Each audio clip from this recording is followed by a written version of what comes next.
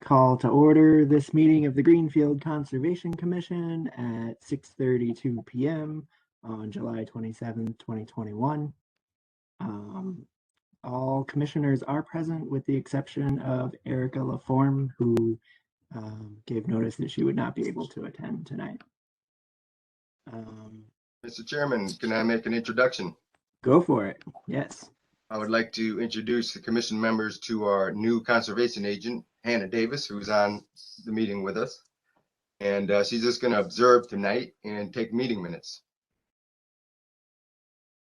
All right. Welcome, Hannah. Welcome. Thank you so much. I'm really excited to be here. Great.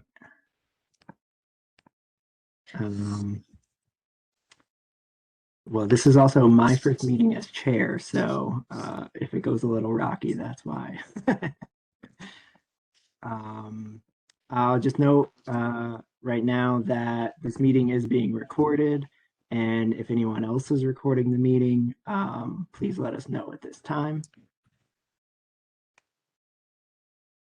I do not hear anyone, so just one other note that this meeting is being held virtually, and if there's an interruption and the meeting ends, we will not resume the meeting tonight, and all items will be continued at the next scheduled meeting. So the first item on the agenda for tonight is approval of meeting minutes for June 8th, 2021 and July 13th, 2021.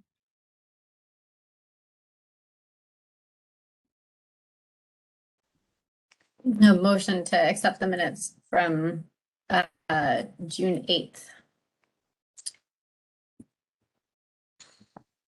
Is there a second? I'll make a second there. All right. The motion has been seconded. Is there any further discussion on those minutes? I will note that I did find one very minor typo. It says under the repaving, it has a bracket instead of the P in repave. A little slip of the finger on the keyboard.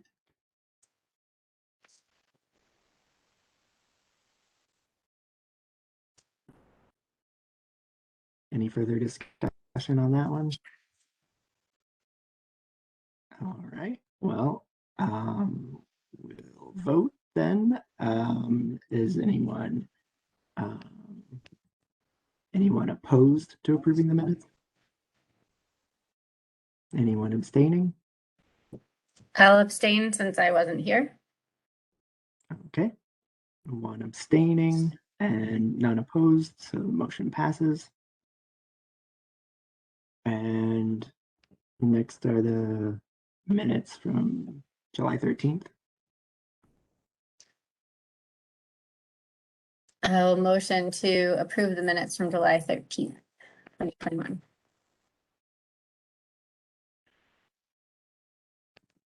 Is there a second?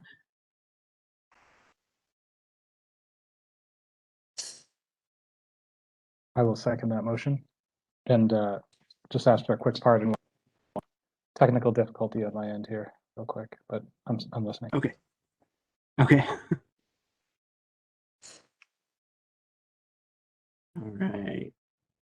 So that has been seconded. Is there any discussion on that item?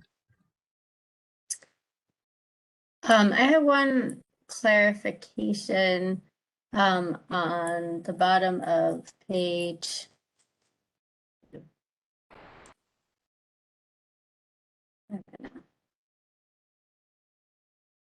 5 of 6.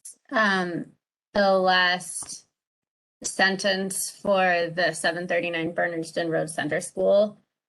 It says the commission reached consensus that the placement of the sign will not create any adverse impact to resource areas. I think for clarification, for just for tracking this project, if we could add comma and no amendment is needed, just because that the purpose of them coming to discuss would be to decide for us to tell them whether the impact was enough to require an amendment. So I think it would be helpful to just clarify that we're not requesting any, note that no amendment is needed.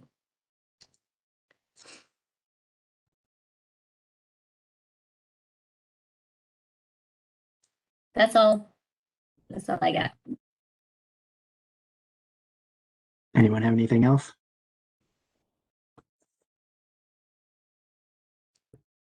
Fletcher, you still with us? Okay, just making sure. All right. Well, is anyone opposed to approving those minutes? Anyone abstaining? All right, and that motion passes unanimously. Eric, thanks Right. for doing such a good job on those minutes. I apologize for not getting back to you and you asked me to read them. I did not have time to think about it, but they're great. So thanks. Thank you for thanking me. Yeah, I would say when I read those minutes, I was like, these are very thorough minutes. Like, if we ever need to look Excellent. back at these projects, we'll know exactly what happened. All right, I lost my, we have a public hearing as the next item on the agenda today, which is the notice of intent, construction of a new single-family home at 131 Verde Drive, map R17, lot 18, DEP file number 151-0343. Is Mr. there Chairman? someone here? Yes, I have an update. great. Mr. Warner was still not able to get his legal ad in the recorder on time, 5 days before this meeting. So he will be going to the August 10th meeting. So there will be no public hearing tonight on Okay, this NOI. okay.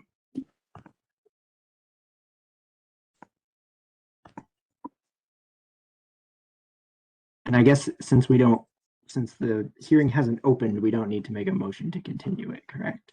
Correct. Okay. All right. Next on the agenda is enforcement updates and other business. I can give an update, Mr. Chairman. Great. Go ahead. The update on the updates is there really is no update, but the news is this. Hannah started Monday, and over the next several weeks, I'm going to take her to every one of these sites and show her the site and the issues involved and why there's enforcement action against these. And then we'll maybe at the end of the August meeting be able to give you some good updates on the enforcement. Okay. That sounds good.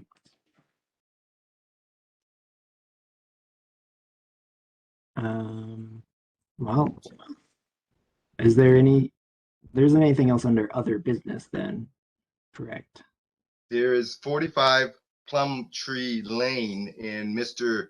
Oh, I see Gordon that. Anderson was supposed to be here, but under participants, I don't see him.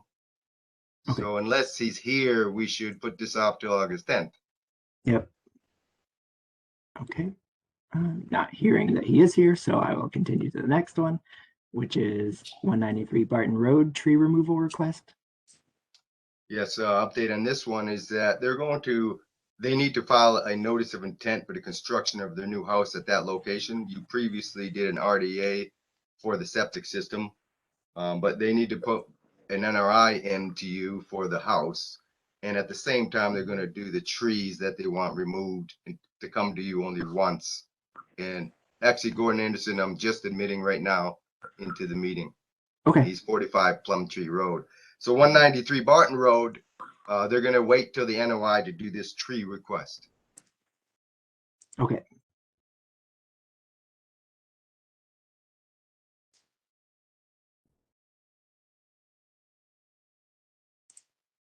All right. It looks like we lost Fletcher, but he may be back in. We still have a quorum here. All right, Gordon, we were just getting to your business, 45 Plum Tree Lane tree removal request. All right, would you like to tell us about your project? That's correct. Okay.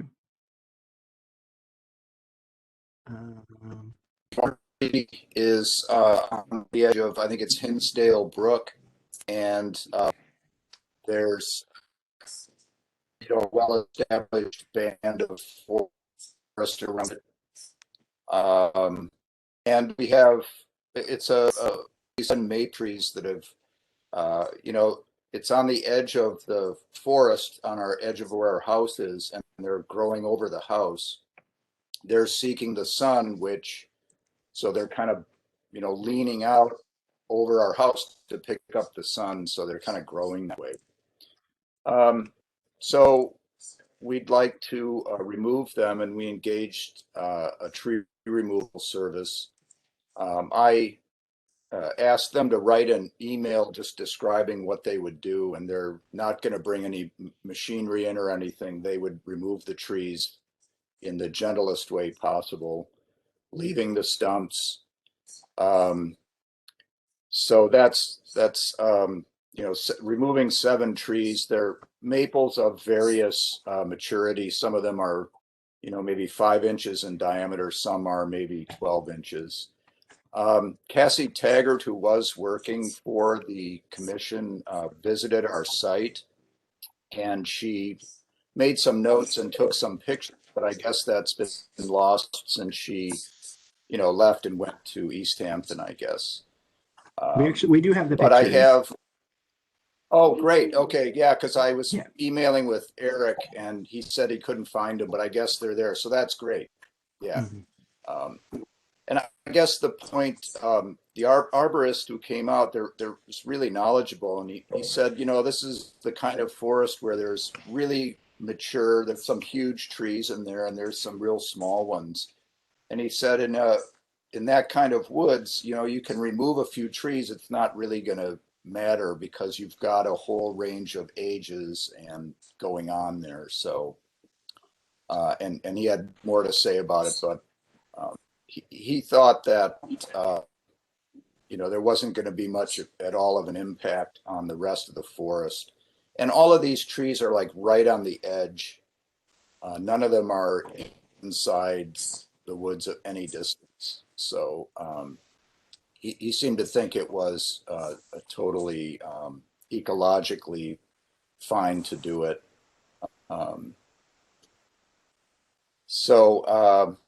And then we filled out that map that Eric produced for us, and I don't know if you have that or not. I assume you do. It's a PDF with, yeah, these are the pictures here. So, Yeah.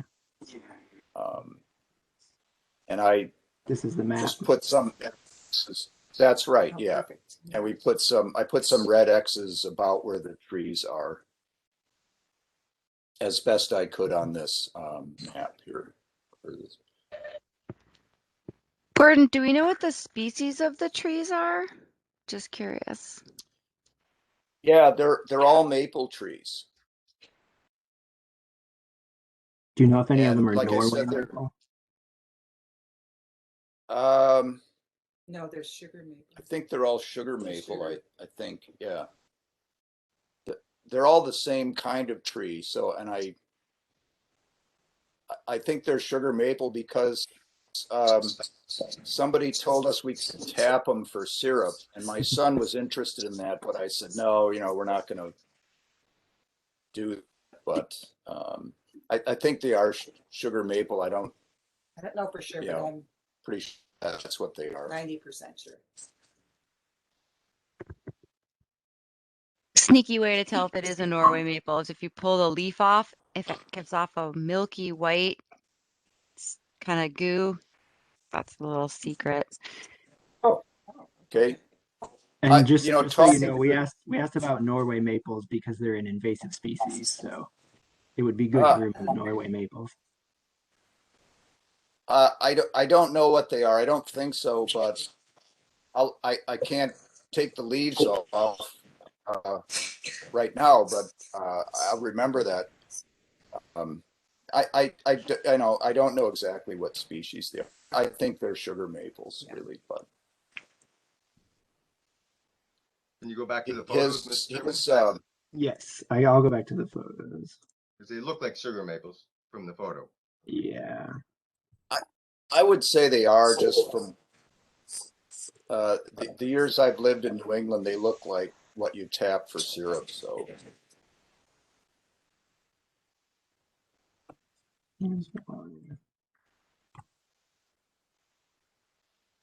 I guess this is the base of tree. Yeah.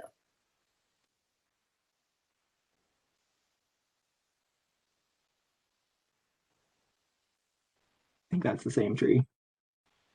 Mhm. Same tree. Do you know which of these trees? Is it all of the ones that are close to the yard?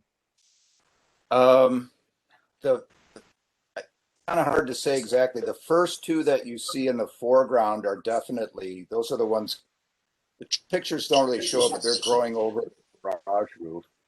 And then 1, 2, 3, 4. Yeah, I would say the one behind the bench is probably one of them. You can see little blue ribbons we put around them. At least you can only see it on the first two, I think. Should have used Yeah. red, but we only had blue. And then certainly those 3 in the background that are right on the edge, those are included. And then there's 2 on the other side of the garage. So the one behind the bench, I think we're not asking to remove that one. In this picture, it would be the foreground 2, and then in the background, those 3 kind of on the edge of the woods. So the total count is 7 trees? That's correct, yes. I think that was the last photo. Look like sugar maples. Yeah, she has one to the front.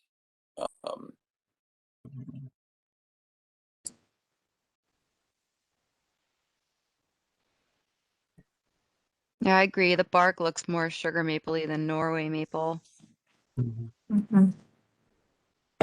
So these look like they're really associated with your yard edge, but I just want to point out to the commission that Hinsdale Brook is a cold water fisheries. Just putting that on the record.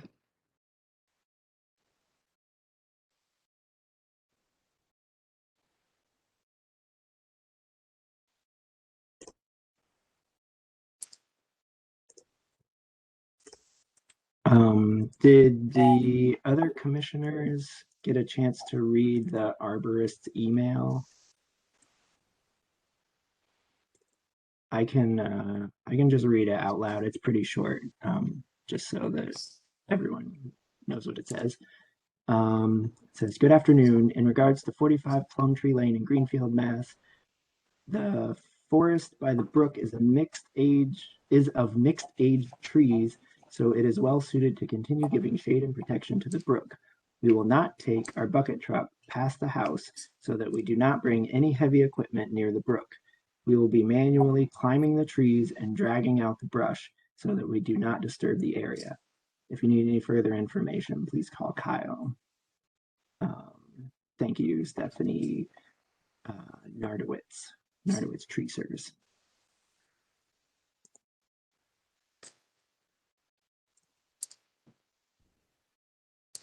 And we're also, we're going to leave the stumps behind. We're leaving the stumps. So I know that helps with provide habitat or keep. I guess I read that trees communicate with each other even when they're just stumps. So, but we're definitely going to leave the stumps. I don't like cutting down trees, but for the sake of. It was a very hard, yes, it was a hard decision for us to make, actually. Yeah. And we love our brook. It's amazing, beautiful brook. It's not our, we love the brook. Yeah, it's not our brook.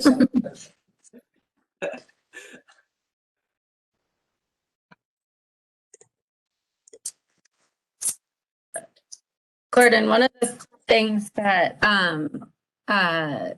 that we encourage anybody who needs to remove a tree for safety reasons to consider is something that's called snagging, where sort of if leaving the stump is the least you can do for the communication of the trees and the forest floor and all the soil health that's there, sort of a snag is like the the next best or the next level up from that, which is leaving a tree at like a 12 to 15 foot high trunk in place so that woodpeckers and other birds and invertebrates can use the rest of that trunk as habitat.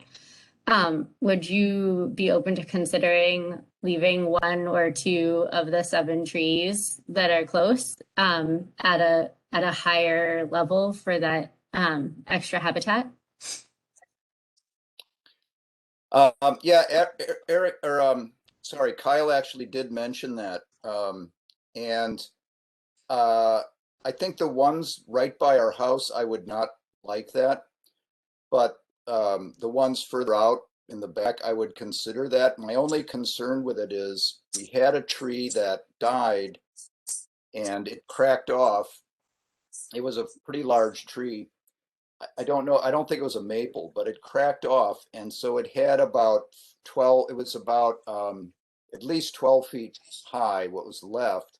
And it rotted, like why it cracked. And it actually, a friend of ours was camping in our backyard, and it during a windstorm, it cracked off and fell right near her tent. So that's my only concern, because these are right on the edge of our yard. If I leave, 8 or 12 feet of the tree trunk, my only concern is that if it rots, it falls down and hits somebody somehow. That's my only concern with it. From a aesthetic point of view, I don't think we have any problem with that. Yeah, aesthetically, I would have no problem with that. And I love it, because anything.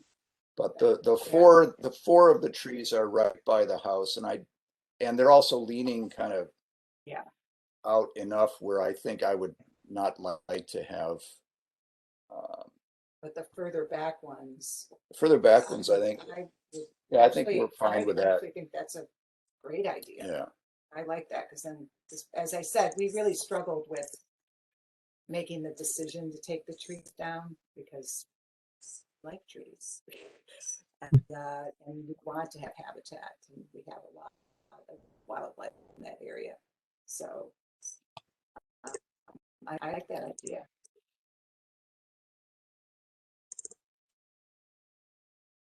I wonder if one of the front ones we might be able to. maybe we could leave the smaller one in the front like that. So that would be 4 out of the 7 would be, as you say, and then the other 3 we would want stumps level. I could do, because they're leaning over to the house. Yeah. The other, you're probably all already aware of this, but you also don't need to come ask permission to trim any limbs, as long as you're not actually removing the tree entirely. So if there are individual limbs from trees that are, hanging over your roof, then you're entirely allowed to remove any of those without compromising the entire tree. Right. We actually have tried that. We actually did know that and have done some trimming, but the trees that are by the house, and like I said, they're leaning and they're looking for the sun. So if you were to cut it back enough, you might as well just, there wouldn't be any branches left on the poor thing. So Maybe snagging it anyway. Just how old is right. It was built in 74. We're the second owner. Yeah.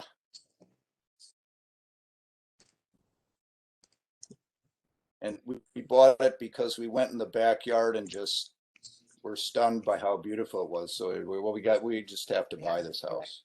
And it has a little sunroom in the back, and it's just amazing. Listen to the brook. Yeah, it's amazing. The trees.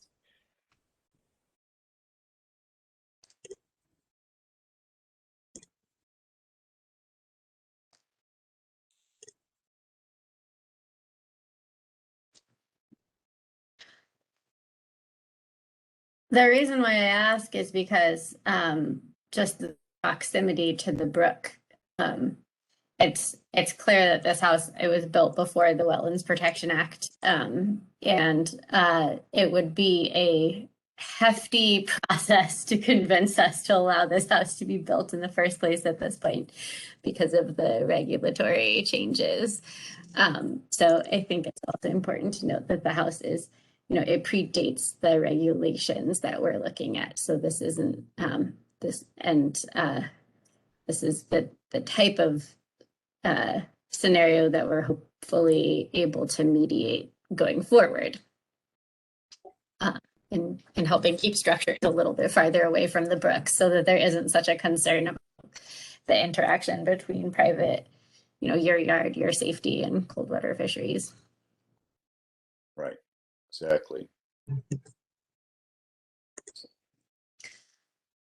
Eric, I had a question about the map. Could you just clarify the concentric green lines? I understand from the key that the green is the 200 riverfront area or 200 riverfront, but I don't understand why there are 4 of them.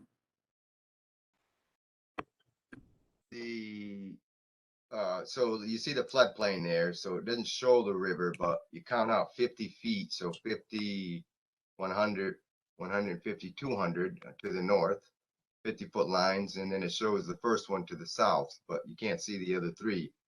Make it 200 on the south side of the river, the brook. So each line is 50 feet of the 200 riverfront protection area. Got it. Okay, and then the line for the river is in the middle of the floodplain. Correct. Okay, so the 200-foot line is actually that farthest north green line. Correct. Yeah, so it shows that pretty much the entire lot out to one tiny little triangle is estimated. It's not delineated, so it's an estimated 200-foot buffer or 200-foot riverfront area. Yes. What is that based off of though? Like what's the river line? I'm looking in Mass Oliver and I get 36 meters from the corner of the house. It looks like where I drew this line, I think you can see on the aerial imagery. But that's not what was used to create the buffer. No. You had a single line that you used to create the 50-foot buffers. Yes, we use Mass GIS information for the brooks and then create 50-foot line, 50 feet all the way out of 200 feet from that point, from the line. So it's not from the top of bank. That's a good question. It should be from top of bank. I think it is from top of bank. I think sometimes it might depend on the size of the stream as to whether the banks are lines or whether there's just a center line. Yeah, and some of the Mass GIS data vary when it comes to streamlines, like the 1 to 25,000, 1 to 125,000 cold water streams. They're all different. I don't know why Mass GIS has 3 different or more streamlines.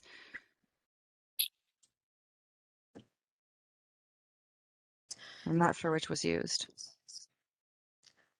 So the line of the stream itself that's visible that Travis just outlined actually comes closer to the house. So I think it's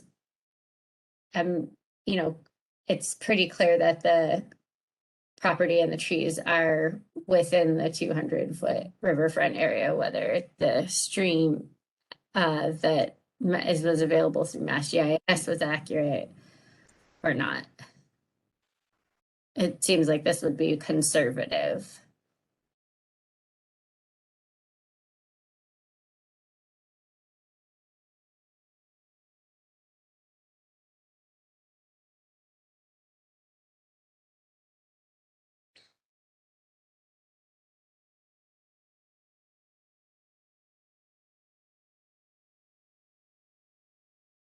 It does look like it's there. The trees themselves are approximately 50 feet from the edge of the stream. How it's visible on the ortho, would you say that's how you read that, Travis? From where you put the I read it as Yeah. 100 feet. I would say it's over 50 because if I draw that line again, if I figure out how to draw that line again, this is where this is where it looks like the top of the bank is, and then I can't see where it goes there and comes back down. So, I mean, there to there would be 50. Yeah. And that would be beyond 50. So it doesn't look like they're likely to be within 25-foot no disturb. That's where I was going with that. Although that blue area in the legend, it's hard to tell which blue that is, but I'm not sure if that's wooded swamp deciduous. Would be my guess. I'm not sure if that's a wetland. It might be within 25 feet of that wetland.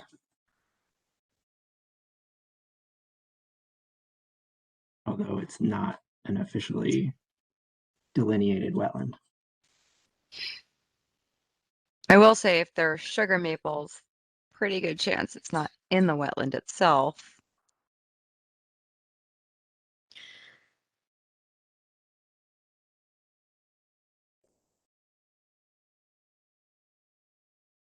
If you go back to the photographs, you can see the variety of trees in that area too. So pointing out all the different trees. White oak and Yeah, there's some oak trees. There's a oak, old white oak. huge pine. There's all kinds of trees, and there's a hickory tree, I guess. Hickory. I don't know. Yeah, Kyle was very knowledgeable about all these trees, and enough so that I wanted to get a book on how to identify trees because it was so interesting. There's But some- yeah, there's all kinds in there. But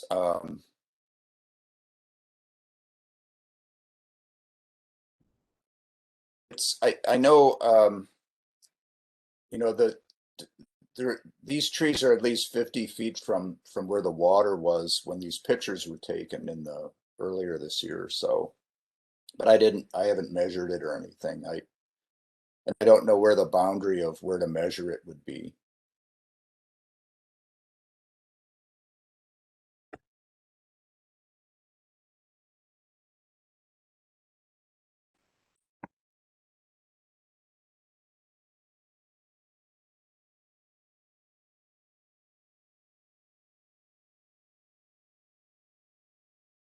Do any commissioners have any other questions?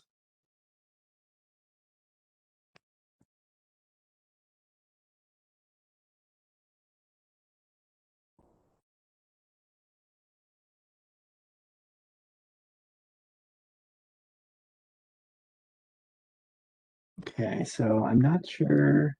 I think in the past we've given the agent administrative authority to approve these.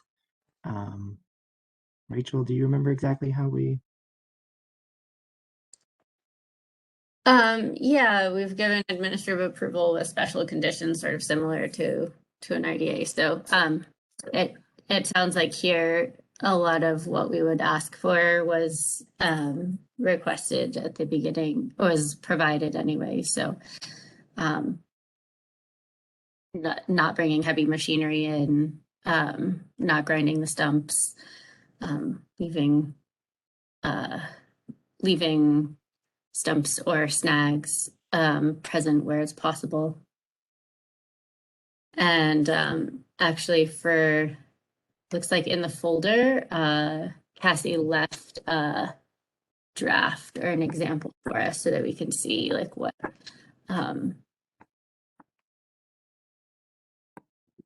we have done in the past as a precedent.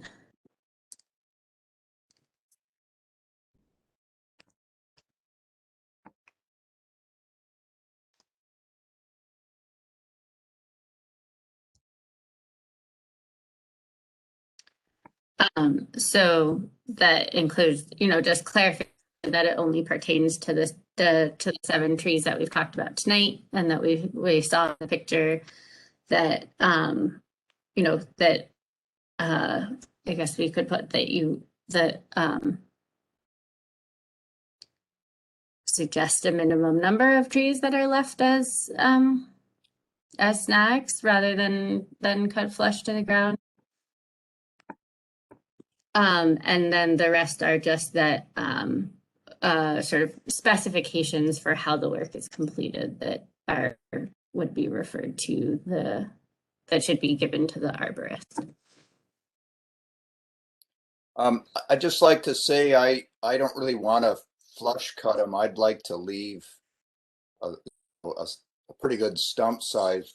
What's the kind of optimal stump size, if there is one? I mean, is it like a couple of feet, or is there one? Or 'cause I really don't want to cut it flush. There's no really need for that. I think our So point of view would be the bigger the better. Yeah, Yeah. Okay. okay. Right.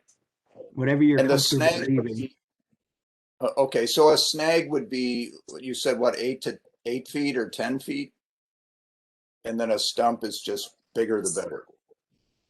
Okay, yeah, that sounds great. Great. There's some stumps there that are all mossed over. They look really cool, actually. They're part of the whole system there. I will tell you, if you have taller stumps, you may encourage owls nesting. If you can get some good cavities, just putting that Yeah. out there for you.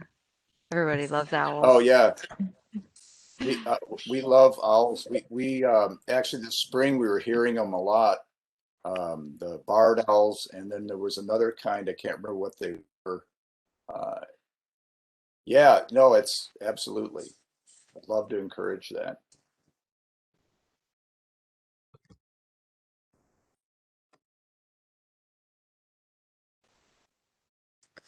So it sounds like maybe,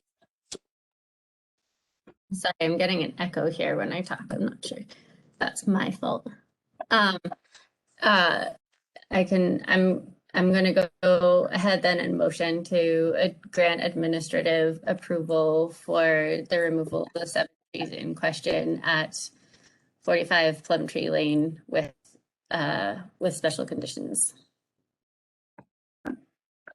I'll second that. All right. Is there any further discussion on that? No, hearing none. Is anyone opposed to the motion? Anyone abstaining from the motion? Okay, then the motion passes unanimously. And you're be granted administrative approval to remove those trees with the conditions that we discussed. And I believe you will get a letter from us with those conditions. Is that how it works, Rachel? She knows. Yeah, I think they'll get a letter from Hannah. Yes, from here. And I also just want to say thank you, because I know it's a kind of a hump to get over to come and talk to us about trees, but we really appreciate you putting together the photos and coming and getting us the information that we need to make it really easy to look at, and yeah, appreciate that. So thanks for all of the prep. Well, we all both firmly believe in following these regulations.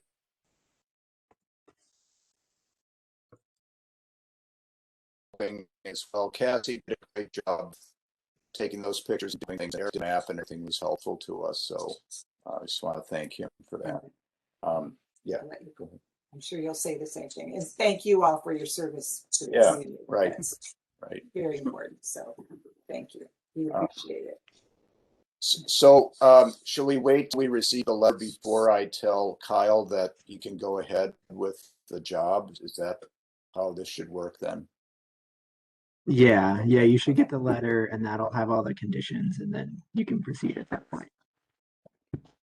That's great. We're not in a big hurry, just wondering what the process is. Okay, that's great. Yep. Well, thank you all very much. We appreciate it. All right. Thank you. Thanks.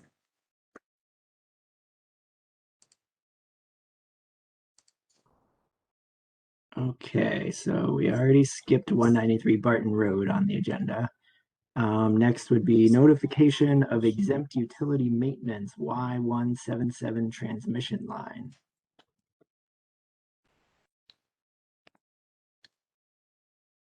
Oh, you're muted, Eric. Sorry about that. In the Google Drive, there's information that they sent us about what they're going to do, and we've seen that summarizes their activities.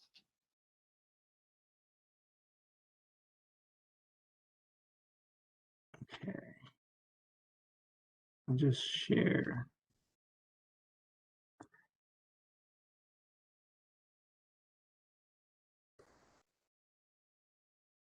So everyone's seeing that now. Yes. View of flying crossing at Green River and Mill Street Bridge. Black locust to be removed.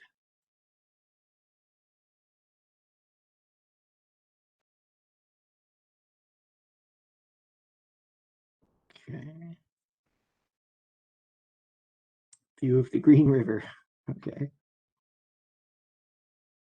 All right, let me open up the other.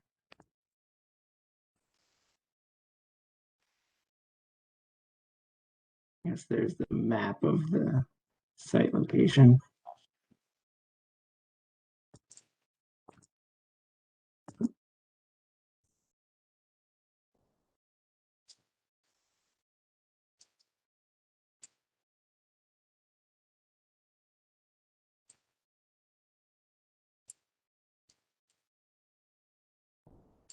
Has everyone read or able to read this letter at the moment?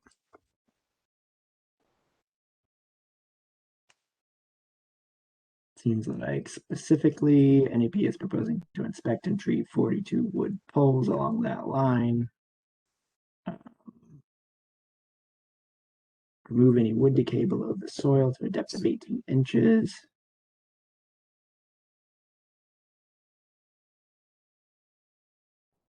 Locations are accessed on foot in wetland areas and in upland areas using truck or UTV. This work is normal maintenance. No change in use or increase in size. Therefore, NEP is planning to perform this work as exempt maintenance in accordance with the provision of the Massachusetts Wetlands Protection Act and Regulation 310 CMR 10.022A2 and the Greenfield Wetlands Protection Ordinance, Chapter 423. Okay. Sounds like there's nothing we need to do on that other than just they're letting us know that an exempt thing is happening. Correct. Does anyone have any discussion on that? No, I'm just curious. I'm still having trouble accessing files in any reasonable amount of time here. But does it say how many trees they're taking? Is it just a black locust? It looked like there was some other. Yeah, let me open. Others as well. I just didn't know if there was a specific count. Out of curiosity. I don't think it said anything in the letter about tree removal. No, in the whatever But the yeah, in document with the those photos were. photos. Yeah. Black locust to be removed. Yeah. Danger trees that need to be removed. Oh, so maybe in just 2 locations, and there could be any number there. So This one says view of an additional tree to be removed for installation. 2 in that spot. Yeah, it's kind of So hard they're to see. taking a lot of bittersweet with it too. Yeah, I think it's more than a couple. Yeah, and then view of trees to be removed within a 100-foot buffer. I Okay, think most of these are trees to be removed. And then down here, it's just representative views of the river and things. got it. Thank you. So yeah.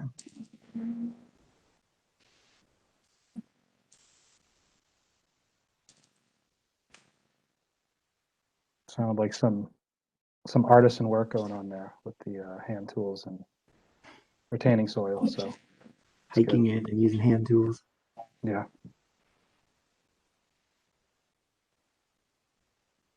With siltation barriers ready to go. All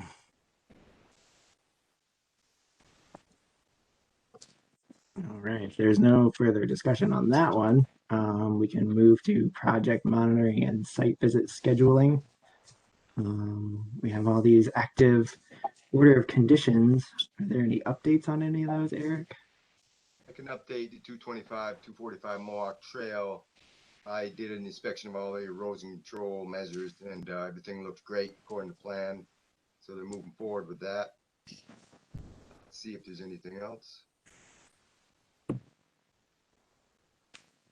At 125 Mohawk Trail, that's gone away. I mean, they're basically selling the property now. The hotel developer couldn't move forward with the project because of finances. So I don't know what they're going to do to close that out or what, but there's nothing happening at 125 Mohawk Trail. Unless somebody buys the property and takes advantage of the approvals that are still in place. So That's all I- basically what they will need to come and request a COC, a certificate of compliance from us to be able to close that out. If anybody who is looking to purchase that property, the open permit will come up and do a deed search with the registry of deeds. And so that we can do that with no work completed. But I know that there were some issues out there with some of the work that we had required them to have reviewed by the agent before construction was happened. So like they removed a bunch of material. They were stockpiling materials in an area that we hadn't given them grant permission to do.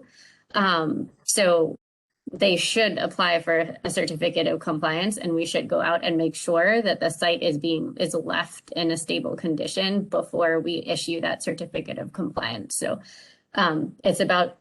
it has already expired anyway. It would probably be helpful to them if we reached out to them and just said, look, we know it's expired. We realize that you want to turn the property over. Like, you're going to need to do this before the property sale goes through so that we can have somebody go out and visit the site. I will contact the property owners tomorrow.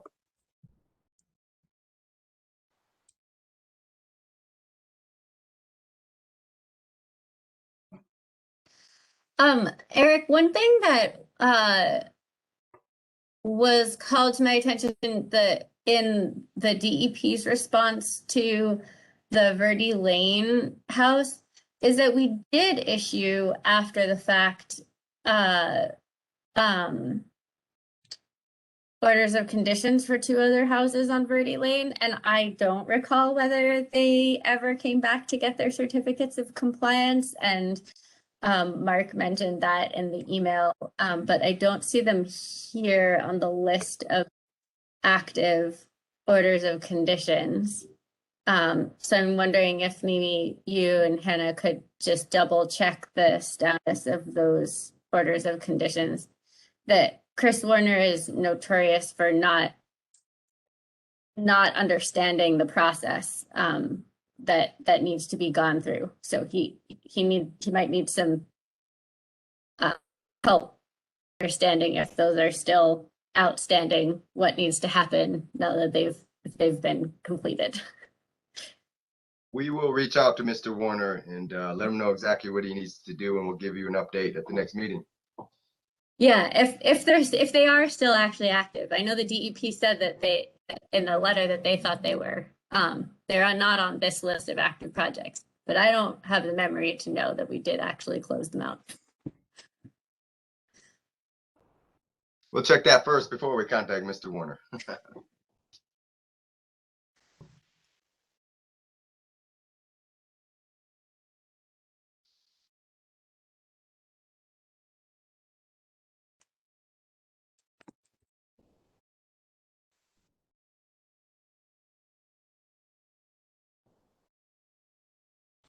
no further updates, Mr. Chairman, on those list of active projects. Okay. That sounds good. I will say, for my last meeting, we started talking about Temple Woods, and Fletcher and I have been digging into that more, and it's not on the agenda for tonight, but I want to have that put on the agenda for next meeting, so we can continue that discussion.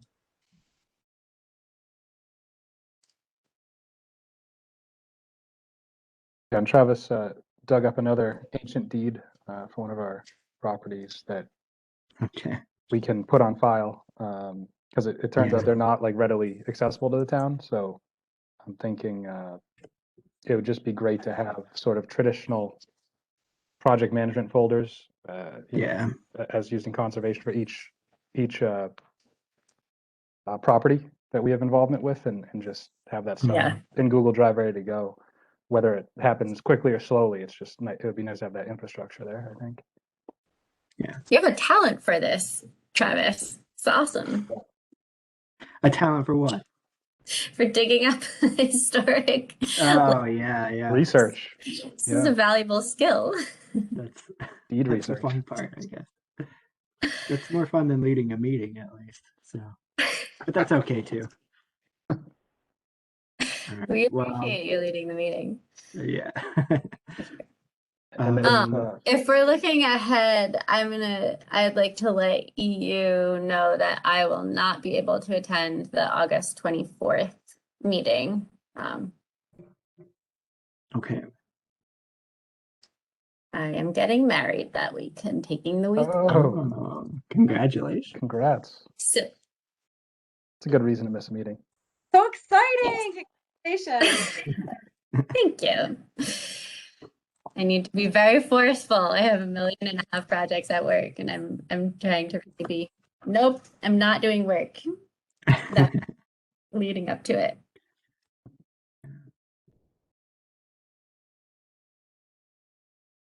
I just wanted to mention the hybrid meeting kind of research I was doing, and I guess is this something we should put on the agenda for next meeting? I don't want to dig too much in now since it's not on this one, but I will just say still. Oh, go ahead. Yeah. Oh, yeah. I was gonna say I think so. I was thinking about that too, and I was looking at the city council and their whole discussion about like whether how their meetings are going to work, and it seems like it would be good to have it on the agenda before we discuss it, I think.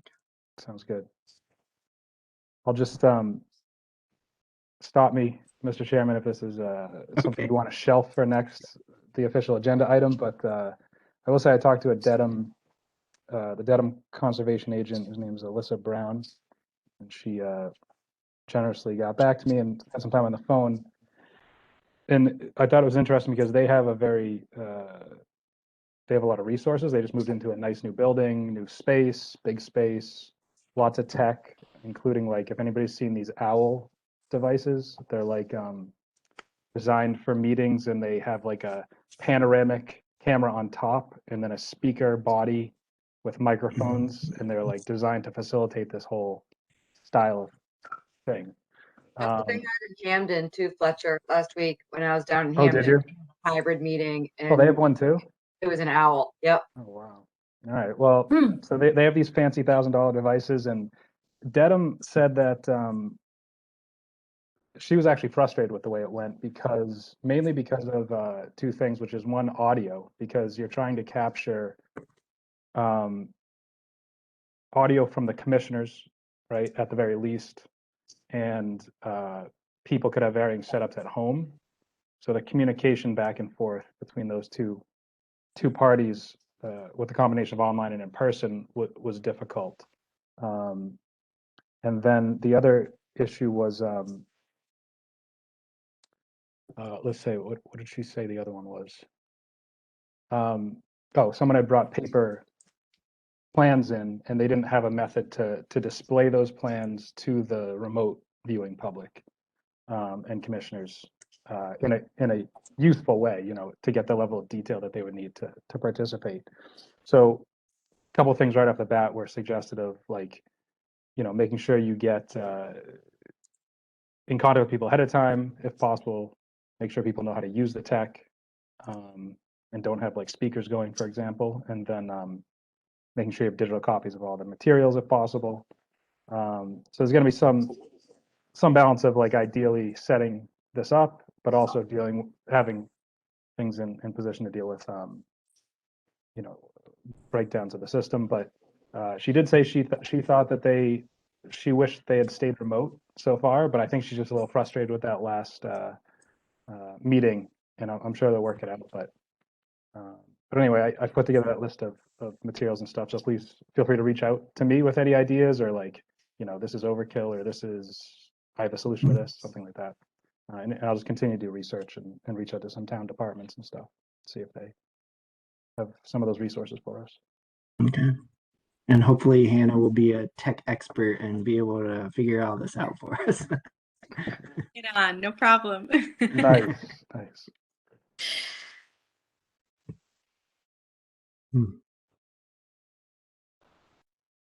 Well, I think that's everything on the agenda. I don't know if anyone has anything else to add or would like to make a motion to adjourn. I have one more question before we adjourn, and that's I was dealing with tech issues at the beginning. So what was up with Verde Drive? Did they just not have a rep, or was there the Verde Drive, Chris Warner didn't get his legal ad in, so that's why we didn't do the public okay, hearing. got it. Because when I got back, I was confused that we weren't looking at that. So okay. Yeah. Right. I'll make a motion to adjourn the meeting.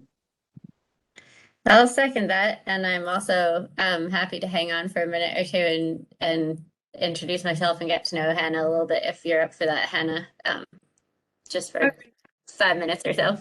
Yeah, I would really like that. That sounds great. Yep.